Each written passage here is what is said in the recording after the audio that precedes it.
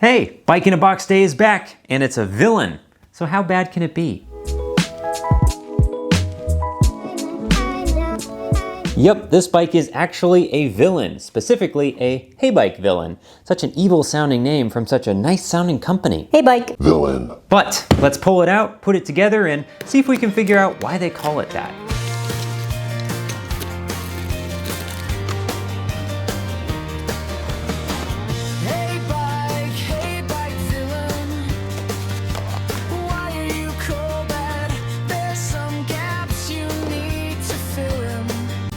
Found a toolkit in the packaging, so I'm gonna assemble this bike with what they gave me. Hope that's enough. Maybe we'll find out. Let's finish putting this together. By the way, the people at HeyBike's sent this to me for review gratis, but that doesn't mean I'm gonna get all gushy about it. I'll give it to you straight, the good and the bad, because ultimately, you're gonna decide for yourself.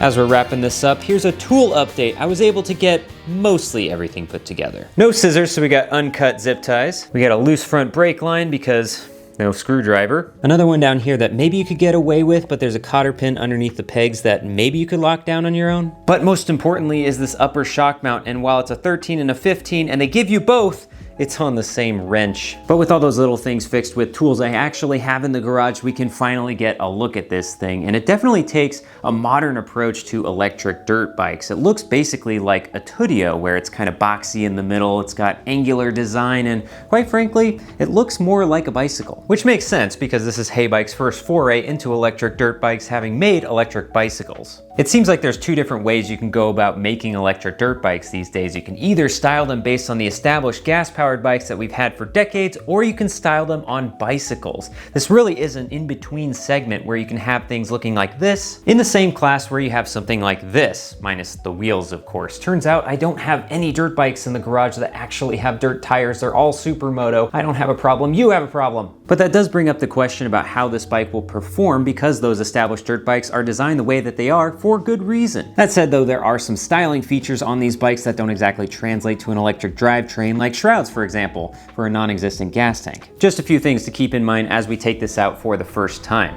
Speaking of, let's get out and ride the damn thing. And this is actually particularly interesting because from all the established bikes that we've seen 48 volt, we've seen 60 volt, we've seen 72 volt, but this is none of those. This is a 52 volt. So not only does this 52 volt battery give it a little bit of extra power, it has 4,160 watts to be oddly specific, but it also boasts 26 amp hours. That's more than those guys. The top speed on this bike is also pretty impressive, 45 miles an hour claimed top speed. But is it really? But that's what the lie detector here is for, so let's see what that actually is against this. Pretty slow acceleration, not as punchy as some of the other bikes I've had. It says 37, 38, 39, 40, 44, says 45, got to 46 there, at least according to the Speedo. But the survey says 39 miles an hour. Little bit of a difference there. Well, it seems to be the case with all the bikes that I received. The actual top speed is much less than what's shown, but still, this is faster than the Tudio's top speed claim of 37 miles an hour, and it's much faster than my Mototech 60 volt, which out of the box barely broke 30. So are you liking this bike so far? Have I convinced you yet? Use code LexDFox for $100 off. Let's talk features. This is usually not much of a topic with these bikes because when it comes to these bikes, there are not many features to talk about. You can tell because on their websites, the features that they tout would be something like a steel frame, 3 speed modes, or shock absorbers. Let me let you in on a little industry secret. Those aren't features, they're necessities. And yes, this bike does tout those things as features, but it has even more features that are worth actually talking about, and features that you can't find on the premium bikes, like a reverse button and regen braking out of the box. But we'll step back a little bit. I haven't even moved an inch on this thing, so we'll turn it on. That's a familiar beep. And normally if you have this in any kind of speed mode, you can hit the throttle and roll forward. But let's try the reverse mode. You just hit the R button right here. And now, well, I'm kind of going backwards. It's incredibly slow. Let's try when it's a little more level. But then when you're done, you just tap the R again and you can roll forward. That actually does make me wonder, if you're in the highest mode, mode 3, which definitely has more acceleration and more speed. What happens if I hit R again? Do I go back faster? Nope, stays the same. That's probably for the best, though. I would hate to have that actually go backwards in mode 3. That would be an idea. How far can you go in a reverse slow race? And not far from me, clearly. See if we can feel some regen on these tight corners. If I let off... I mean, we're still rolling. We're going downhill, so it's not like I'm going to expect this thing to stop on its own, but I do feel some resistance. It is something. It's definitely not nothing, but it's nothing compared to, like, engine braking that you would see on a gas-powered bike. But it is definitely a lot better than those that have no regen braking whatsoever, and when you let off the throttle, it just feels like you're just coasting, like the chain's not even attached. The Villain also has another feature, which I'm sure you've noticed, which is this little red lanyard. HeyBike want to make it known that safety is their #1 priority. So much so that they would like you to believe that they would be willing to tag it everywhere. Yes, safety first.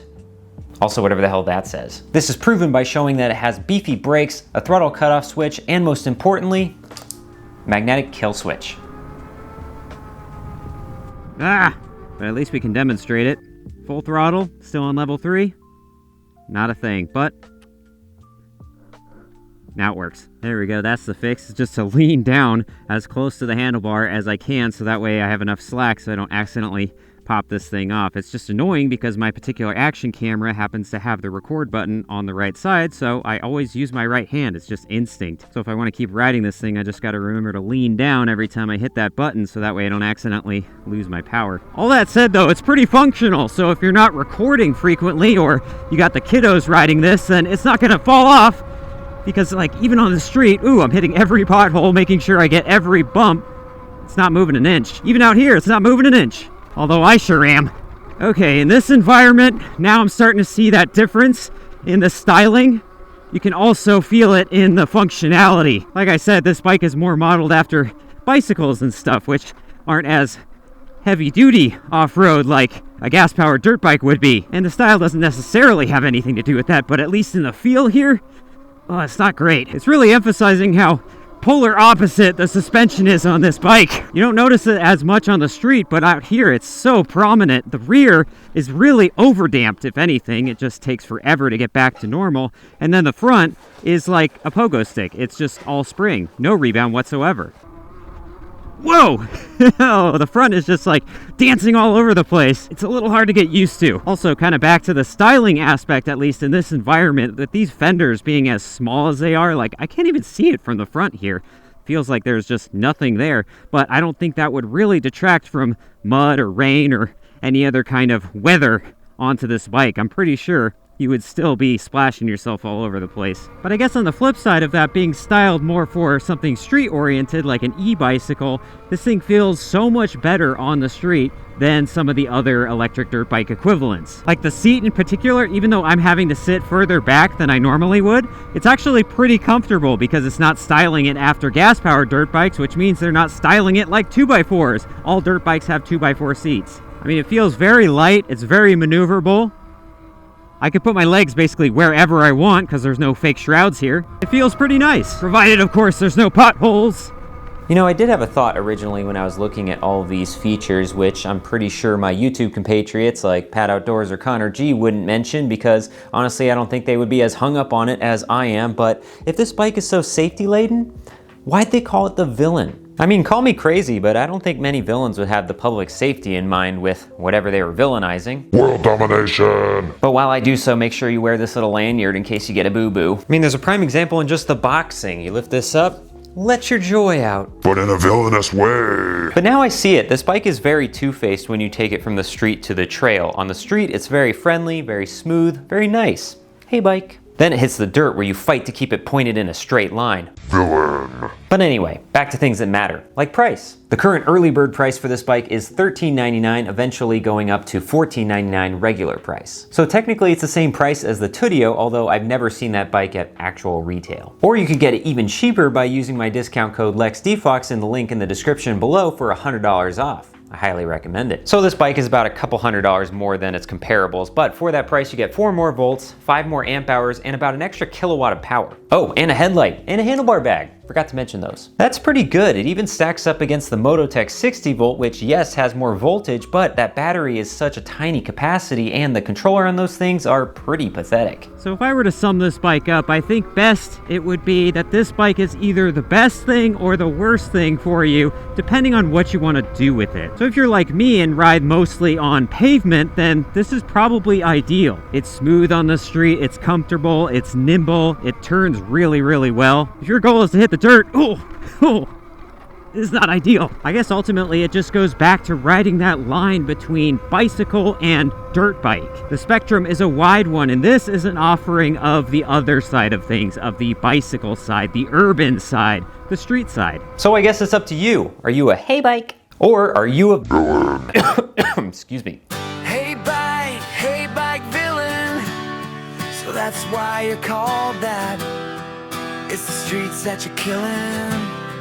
On the trails, maybe take a chill pill.